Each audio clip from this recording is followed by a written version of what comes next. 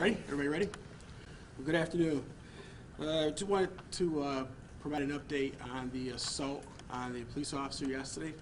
On January 26, 2020, shortly before 11 a.m., officers from Lake Section responded to 108 Glendale Park for a male breaking out windows to a vehicle and taillights to a vehicle. Once on scene, Officer Brian Kayla, a 22-year veteran of the Rochester Police Department, and his partner, Officer Louis Mastrangelo, a 12-year veteran of the Rochester Police Department, attempted to knock on the door to the residence at 108 Glendale Park. Upon Officer Kayla knocking on the door, a male opened the door and made a beeline toward Officer Kayla, stabbing him one time in the face. During the attack, Officer Kayla was able to draw his service weapon from his holster and discharge 5 rounds, striking the suspect once in the left hand wrist area. It should be noted that this incident transpired in a matter of 2 to 3 seconds. After the shots were fired, the suspect, identified as Jamal Dima, 20 years old, of 108 Glendale Park, fled on foot down Glendale Park toward Dewey Avenue. It was near the 400 block of Dewey Avenue where the suspect was ultimately taken into custody without further injury to himself or other police officers who were responding to assist. The suspect was taken to Rochester General Hospital for treatment to his gunshot wound and was discharged from the hospital earlier this morning. At this time, the suspect is being charged with felony attempted aggravated assault of a police officer, a Class C felony, and will be arraigned tomorrow in Rochester City Court. There may be additional charges submitted to grand jury pertinent to both the assault on Officer Kayla as well as the initial incidents involving the damaged vehicles on Glendale Park. Officer Kayla was discharged from the University of Rochester Medical Center last night. The extent of his injuries are still being evaluated by the medical professionals responsible for his treatment. Officer Kayla, similar to all the members of the RPD, is grateful to the men and women from all the surrounding police agencies who responded to his call for assistance yesterday morning. Joining with me are members of the command staff, as well as District Attorney Senator Dorley, and also representatives from the Locust Club who are in the room as well. So those are the events that unfolded yesterday. Obviously, we have another attack on a police officer. I talked to officers this morning at roll call, and I talk about this was an attack. This was an assault. We talk about being injured in the line of duty. This incident was a line of duty injury to me is a police officer getting into a car accident. Police officer spraining his ankle. This was an attack. This time, I'll take a couple questions. Chief, is there a reason why it wouldn't be attempted murder? I think I'll let the DA answer that. Sure. You know, at this time, obviously, we're going to review all of the evidence. We haven't had the opportunity to thoroughly review the case. And of course, there's always an opportunity for us to include different charges for the grand jury's consideration. So I would say, you know, let's just wait until the grand jury has heard the evidence and an indictment rises in the case. Chief, I'm wondering if you've had any, let me rephrase. I'm wondering if your officers have ever had any encounters with this suspect before. We have had prior dealings with this individual in the past. I'm not going to talk to specifics with regard to that. Obviously, we did to the trial starters. Did he ever try to assault a police officer before? I'm not going to comment on that. Is there a mental health assessment on the individual? At this moment, I can't comment on that at this point in time.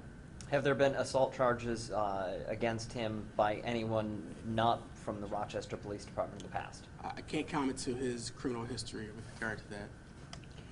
Any changes going to be coming up in any kind of training or protocol, or was this something that they had been following the appropriate protocol?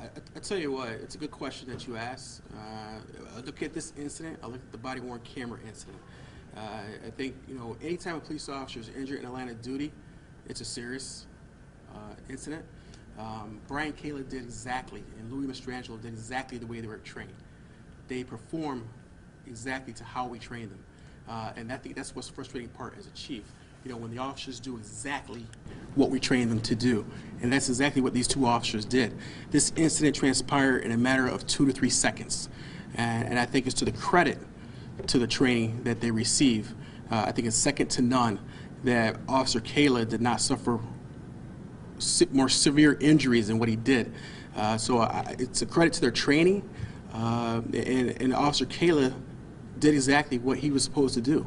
So that's the frustrating part as a chief. I think my level of responsibility is so that when my men and women come to work, I send them home to their families in the same manner that they left their families. So I talked to the troops this morning about that. You know, Officer Kayla and Officer Mastrangelo did exactly the way they were trained, and they performed to their training. And I think that's exactly why Officer Kayla, during the stabbing, while he was stabbed, was able to draw his service weapon and try to mitigate the attack upon him. Do we know how many shots were actually fired and how many times the suspect was hit? Yep. Yesterday, there was no solid number. As I indicated earlier, 5 rounds were fired by Officer Kayla, and the suspect was struck one time in the left wrist hand area. And was that on the front porch of 108? Well, the incident happened in 2 to 3 seconds. The rounds were fired on the front porch. I'm not sure at what point in time the suspect received the wound, but like I said, it took 2 to 3 seconds. Officer Kayla, at the time he was being stabbed, drew his service weapon, and he was able to discharge around in the direction of the suspect, striking the suspect one time. And for clarification, body cameras were rolling? Correct. Did Officer Mastrangelo, am I pronouncing that right? Mastrangelo. Mastrangelo. Did he pull out his gun? Did he fire any shots? He did not fire any shots. And can you describe how the officers Kayla. Brian Kayla. Brian Kayla. Can you describe his injuries? Sure. Well, he received a laceration, a stab wound to the actual face area, to the cheek. You know, I talked to him yesterday at the hospital. You know, he was in good spirits, as most anybody could be who suffered an attack. You know, like I said, these men and women come to work, put their lives on the line, and in the process of trying to take care of business, he was attacked, and it happened so fast, 2 to 3 seconds. You know, upon me going to the scene, prior to me going to the scene, I went to the hospital, had an opportunity to visit him. You know, obviously, the rest of the department was concerned. He had other officers there who were concerned with his well-being. You know, working with the Locals Club, we tried to make sure that he received everything that he needed that night, as well as Officer Mastrangelo and the rest of the men and women in this department. And that was my reason for visiting roll call this morning. I wonder if you could just walk us through again one more time. So he knocks on the door opens, and the guy comes at him? Correct. He made a beeline directly toward Officer Kayla. And does Officer Kayla try to move out of the way? The knife was coming right at him? He tried to do as best he could to deflect the situation, but you know, when you get stabbed in the face, you know, his reaction was to draw a service weapon as he was trained. He was facing a vicious attack. Certainly on the heels of what we just went through, I think you can kind of understand as to why.